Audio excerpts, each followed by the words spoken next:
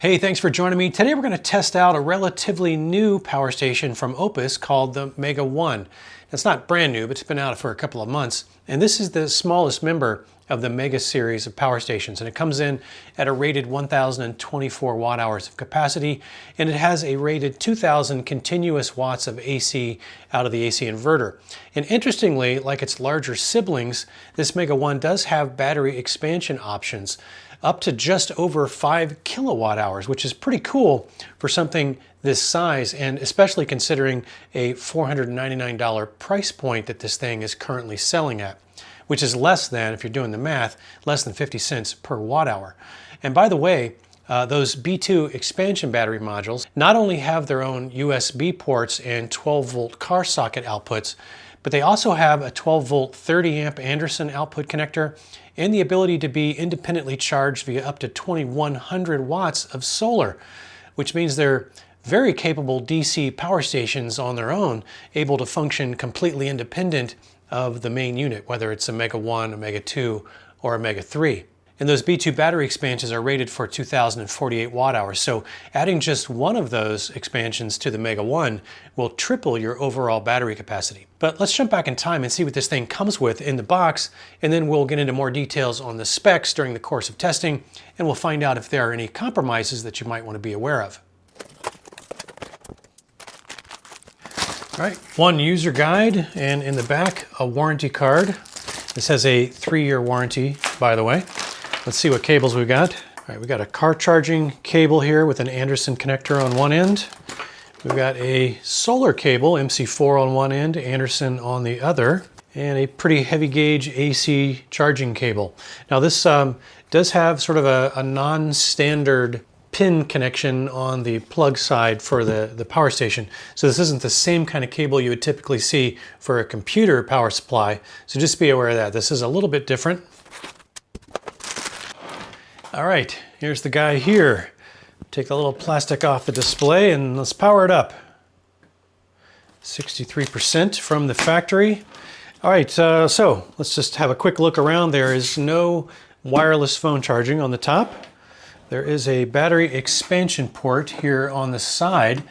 Let's see, you've got 6 USB ports here. 4 of them are quick charge 18 watt, 3.0 here, and 2 of them are PD 100 watt. So I would have actually liked to have seen this ratio reversed. I mean, it is 2024. I think I'd prefer to see 4 of the Type Cs and maybe just 2 of the Type As. Not a big deal, but yeah, that'd be my personal preference. And then over here, you've got a 12 volt 10 amp car socket output, and then a couple of DC 5521 12 volt 10 amp outputs as well. So this unit is a 2,000 watt continuous rated output for the inverter, the AC inverter, and it has 4 20 amp AC output plugs on the front. So that is outstanding. And the peak surge rating on that, I believe, is a whopping 4,500 watts. On this other side, looks like there's a little helpful tip card, just kind of suggesting that you charge the battery at least every 3 months to extend the battery life. It's got a little port door here that has an Anderson connector on the top, and that's where you plug in either the car charging or the solar charging. And this takes up to, I think, 800 watts of solar. Yes, this takes up to 800 watts of solar with an input range of between 12 and 80 volts DC. So that's a pretty good voltage range. So you can put a fair amount of panels in parallel to get up to that 800 watt solar input, and it maxes out at 13 amps total. So you've got your AC connector there, and then you got a little overload breaker reset. So that's about it. Nothing on the back. There are no area lights on this unit. Let's dive into the testing and find out what this thing is all about. All right, let's do an usable capacity discharge test on this Mega 1 through the AC inverter. This is a 2,000 watt AC inverter, as I mentioned, and it's got 1,024 rated watt hours. And we know we're going to lose some of that in the AC to DC conversion, plus whatever the BMS wants to reserve for the battery. We are charged at 100%. So let me go ahead and turn on the AC inverter. I think we'll use this port over here. Let's just check the voltage output. And we're getting a full 120 volts. So that's excellent. Let me go ahead and put it back to watts. And we are actually going to charge another power station with this. And I think we'll probably get up to 800 watt range. Looks like closer to 900 watts. All right, and we're gonna let this thing run all the way down until the BMS in this Mega 1 shuts us down. And we'll find out how many actual watt hours we actually get out of that 1024 rated watt hour. So check back in a little bit. All right, looks like we are fully depleted. Let's hook the watt meter up to grid power and see how many watt hours we actually got. All right, 900 watt hours out of the rated 1024. So that equates to just about 88%, maybe just shy of 88% of rated capacity. And that puts this above average in terms of usable capacity out of the AC inverter. So very good numbers. I would say the average range I typically see is around 81 to 84%, somewhere in that vicinity. So almost 88% is doing very well on this Mega 1. All right, let's get this thing charged back up and we'll run some more tests. All right, while we're charging it back up, I do have it on full charge power, which is just about 1400 watts or just south of 1400 watts AC. And I can definitely hear the fan, so let's check the fan volume.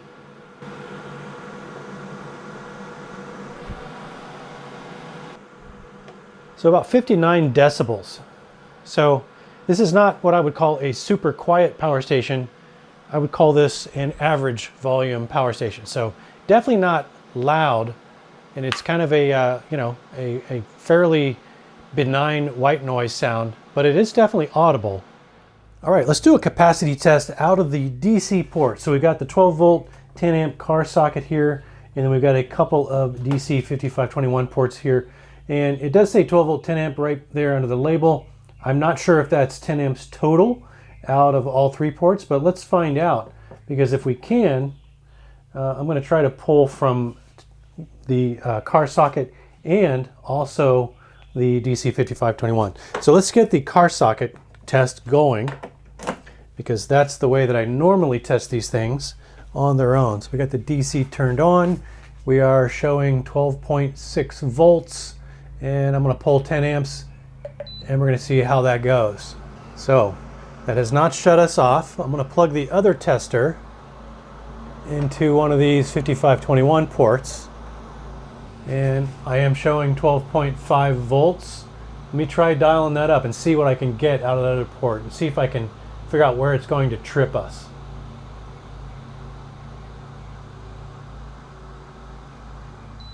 All right, so I got to about 145 watts and it cut us off with an E10 error. So I'm going to go ahead and dial that back down. Restart the DC ports. I'm going to restart the test here. I'm going to take this up just a little bit and see if I can get, we should be able to get to at least 120 watts. Let's see if I can get a little more than that. All right, so it looks like we're going to get to about 130 watts. So we'll come back after the BMS shuts us down due to a low state of charge. We'll add up the watt hours on both testers and find out what we actually got out of that rated 1024. All right, our DC discharge capacity test is done. Let me zoom in on the testers and see how we did. So on the tester on the left, we got 767.7 watt hours. And the one on the right, we got 115 watt hours. So that gives us a total of 882.7 that we actually got through the two DC ports. And dividing that by the rated 1024 watt hours gives us a number of about 86% of rated capacity, which is just slightly better than average in terms of usable output from the DC ports. So pretty decent numbers out of this Mega 1. All right, since we are fully run down and we are getting an E024 error, and that is because that's basically a low voltage error, we're going to see if that will automatically clear itself out. Yeah, we're going to see if we can go ahead and hook up solar to kind of simulate what would happen if you ran this thing down overnight, and to see if it will automatically begin charging itself. Now this is rated for a maximum of 800 watts of solar input and up to 12 to 80 volts max, so no more than 80 volts. Now my 800 watt solar array has four 200 watt panels, and those panels have a volt open circuit rating of 23 volts.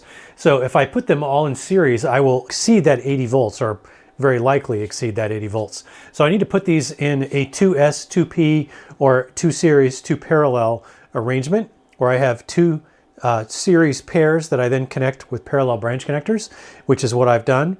And that'll bring the voltage down to somewhere between 44 volts to 46 volts open circuit. And let's see, the maximum current from those panels is 11 amps. So I'm going to be doubling that, since I've got those two strings in parallel. So that's going to be about 21 amps in order to get to that rated 800 watts of solar. However, this particular power station is capped at 14 amps. So I'm not going to be able to get the full 800 watts out of that particular configuration with those panels. And that's okay. But what I'm really interested to see is whether this will automatically charge by itself. So let me go ahead and plug this in. All right, and then I'll go ahead and flip the switch. Now it is 8 o'clock at night. It's completely dark outside, and we are definitely not getting any solar right now. So, but I have the solar connection activated, and we will check back in the morning to find out if this thing is going to charge on its own or not, or whether or not this low voltage error is going to create a problem for us. So we'll see.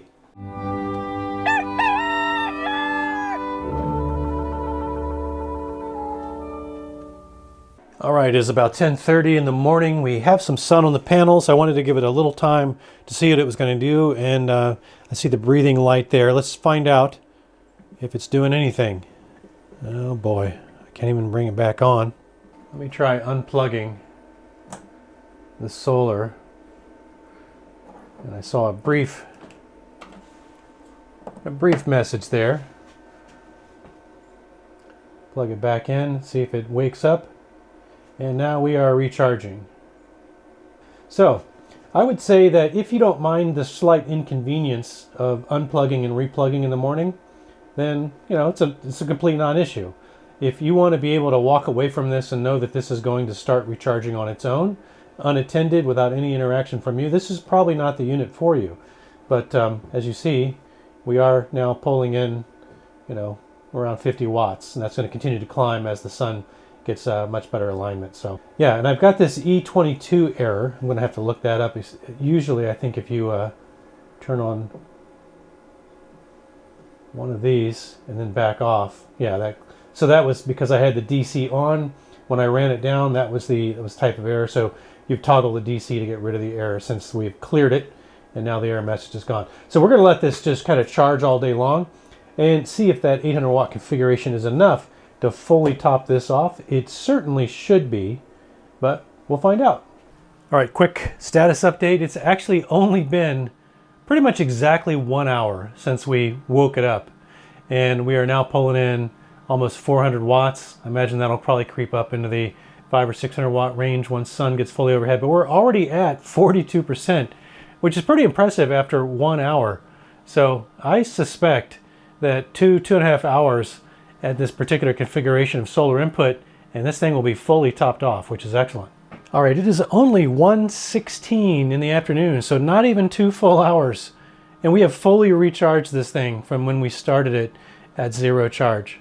So that's pretty impressive. This thing does charge very quickly.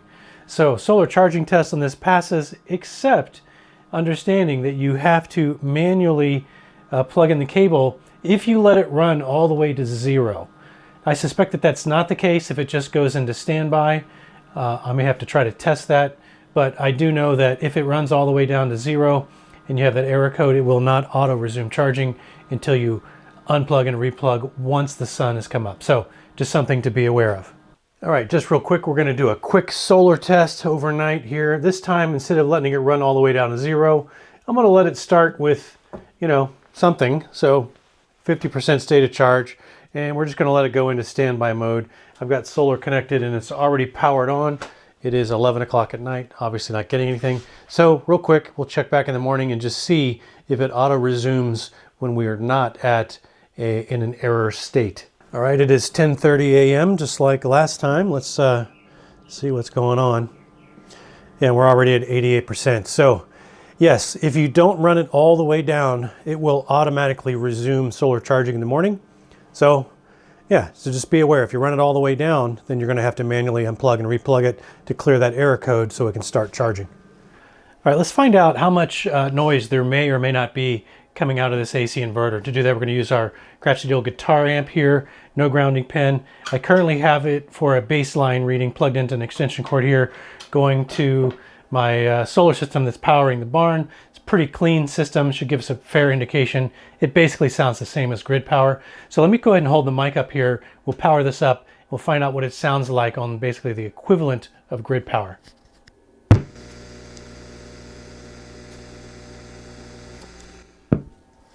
All right, not too bad. As you heard, there's a pop and a little bit of a low hum. Now I boosted that volume for you so you could hear it a little more clearly.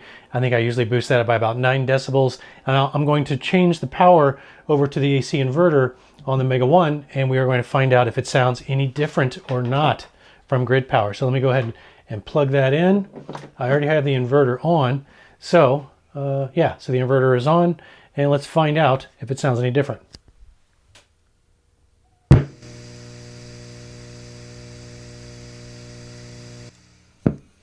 So at least for my ears, that sounds virtually identical. So pretty clean power output out of this AC inverter on the Mega 1.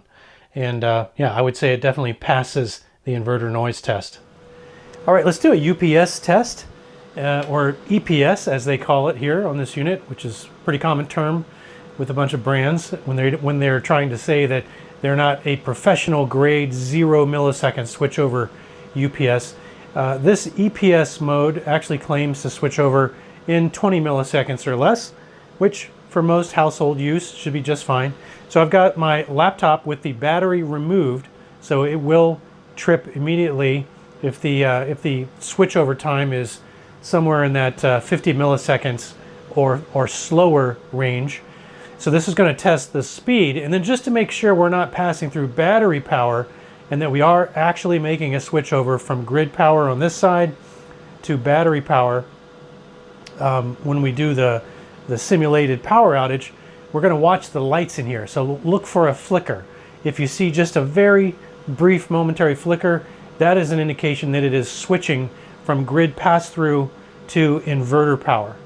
So right now we are passing through, let's see, we are inputting about 180 watts to the battery. The rest is going to power the laptop and then all the loads here that I have currently connected, which is all the lights in my barn. So let's simulate a power outage, watch for the lights to flicker, and then make sure the laptop doesn't go out. So here we go.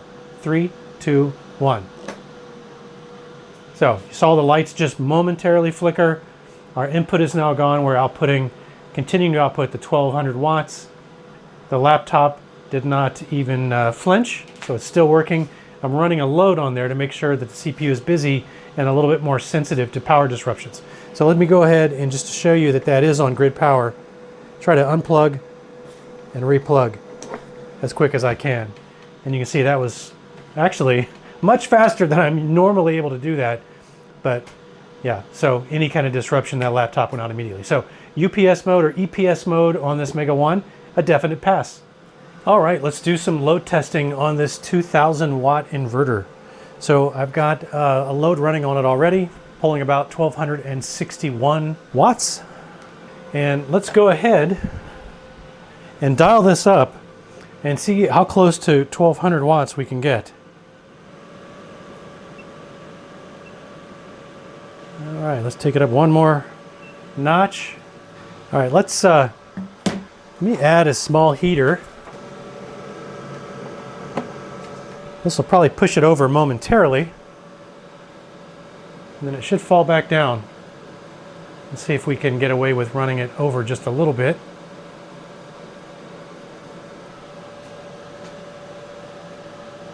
A little higher than I would have wanted there, but it should be dropping down now, as it is. That's because this little 200 watt heater tends to start high and then it settles down. Looks like we're going to settle at 210.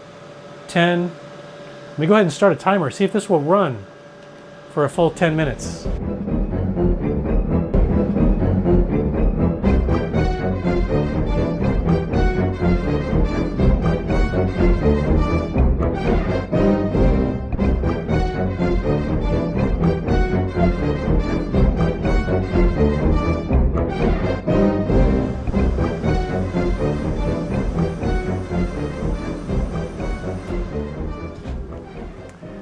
right, we did not make it the full 10 minutes. We made it about 8 minutes.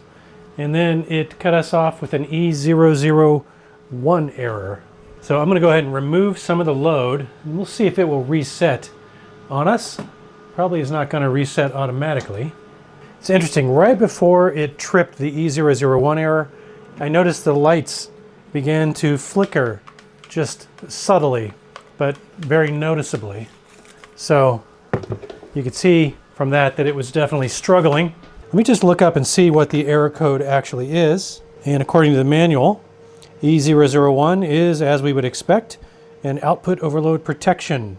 So we need to restore that manually. And I imagine we can simply shut it down here and reactivate.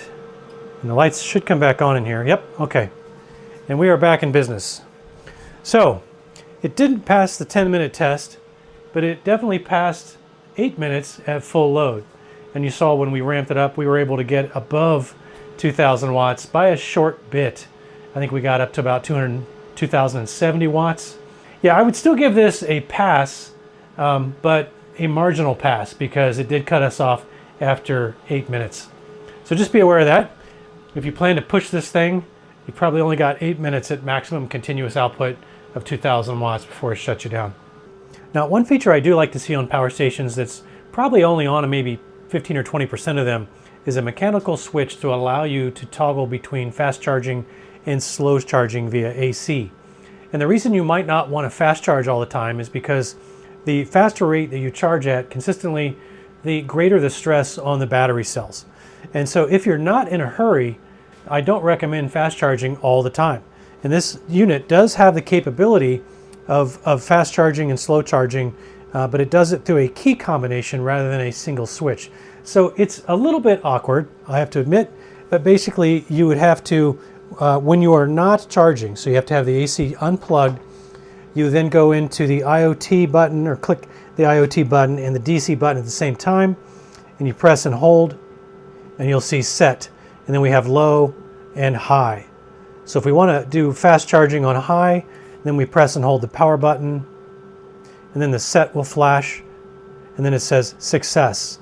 All right, press the power button again, and that means that we have successfully set it to fast charging. So let's go ahead and see what that looks like. This should be under maximum conditions, about 1,400 watts. I suspect we'll be a little bit lower than that here, but let's see where we end up.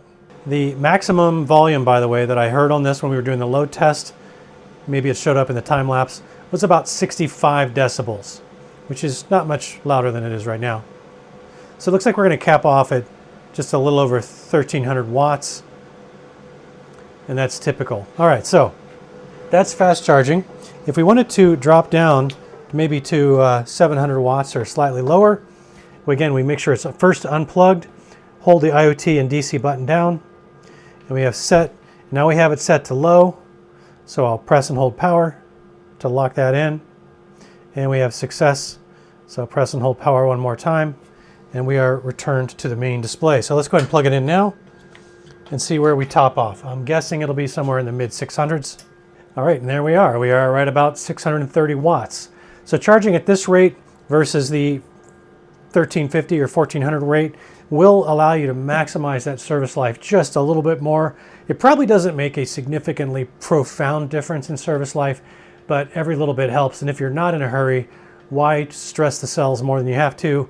You might as well charge at half speed. And talking about charging speeds, at full charge, it can charge in as little as 1.3 hours. And that's at full charge via AC, which is, again, maximum 1,400 watts. Now, if you're charging this via solar, that's 2.2 hours if you max this out. And we actually saw that. In fact, I think we charged this faster than 2 hours earlier today. I'm pretty sure we were just under 2 hours. And then car recharge time is going to be more like 12 or 13 hours using the car charger, a standard 12-volt socket. And then if you combine AC and solar at the same time, which you can do, and it'll allow you to charge it up to, I believe it's 2,200 watts. That would give you the ability to fully charge this AC and DC simultaneously in about 1 hour. And again, if we were knocking it down to slow charge via AC, That's probably going to take us about 2.5 hours approximately. So those are your recharge times. Okay, so pretty solid little unit with just a couple of minor compromises. One being during the solar recharging, where if you run it all the way down or let it go all the way to 0% state of charge, it will require you to manually plug in the solar connection after the sun is up to begin charging. And then the other one is while running full out at 2,000 watts of continuous AC output. It did trip on me at the 8-minute mark instead of the getting through the whole 10 minutes without having to shut off. Now, I don't find either of these to be particularly strong deal breakers, but just things that you probably want to be aware of. Oh, and one other thing you probably want to be aware of is that the AC inverter does seem to draw a fairly hefty 44 watts continuously, and that equates to about, if you're not putting any expansion batteries on this, about 4.3% of the overall battery capacity per hour that you leave the AC inverter running. So you definitely want to make sure on this unit that you turn off the AC inverter when you don't need to use it, or you will fully deplete the battery in about a 24-hour period. And while that's something that you probably need to pay attention to with any AC inverter or any power station for that matter, I think it's even more important with this particular model just due to that fairly high continuous 44 watt draw. Okay, moving on. The warranty on the Mega 3 is 3 years, and the price, as I think I mentioned at the beginning of the video, is $499. But Opus did just offer me a modest discount code for you guys that I'll leave in the video description below if you're interested in checking it out. And you can find the Mega 1 on both Amazon and direct from Opus's website, but I believe the discount probably only works on Opus's website if you go there direct. Still, you might check both links to see where you can get the best deal for you, since pricing can and does change often over time. I'll also leave a link to my Google spreadsheet that you can download, and then you can plug in the battery and inverter capacity numbers to see what kinds of things this unit will run and how long it can run them. But please be aware that you have to download your own copy in order to edit it. Don't waste your time sending me an edit permissions request, because I'll probably just ignore it. Okay, I think that's a wrap. Hopefully you found something useful or helpful in the video. If you did, please consider clicking that like button for me. I'd very much appreciate that. I do sincerely thank you for spending some of your valuable time with me today, and I do hope you'll consider joining me for the next one. Until then, have fun out there.